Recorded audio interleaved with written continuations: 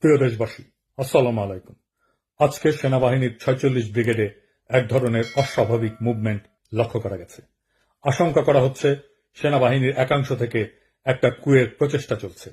আমি সেনাবাহিনীর junior officer আর সৈনিকদেরকে এই প্রচেষ্টা রুখে দেওয়ার আহ্বান জানাই।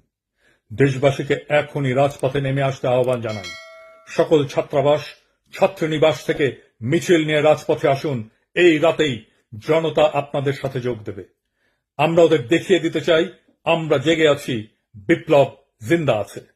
প্রয়োজনে রাজপথে ইস্তাম্বুলের মতো শুয়ে পড়ে ট্যাঙ্ক আর আর্মার্ড ভেহিকেলের গতিরোধ করবেন। মাদ্রাসা থেকে নেমে আসুন আমার ভাইরা, সকলে আজ রাতেই। এটা আমাদের বাঁচার লড়াই। হাসিনার খুনে বাহিনীকে যারা বাঁচাতে চায়, যারা আবার দেশটাকে ভারতের তাবেদার বানাতে চায়, তাদের রুখে দিয়ে আমরা আমাদের স্বাধীনতা, সার্বভৌমত্ব রক্ষা করব ইনশাল্লাহ।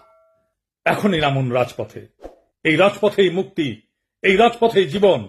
প্রয়োজনে আবারও দেব এক নদী রক্ত, কিন্তু বিপ্লবকে ধ্বংস হতে দেব না। ইনকিলাব জিন্দাবাদ।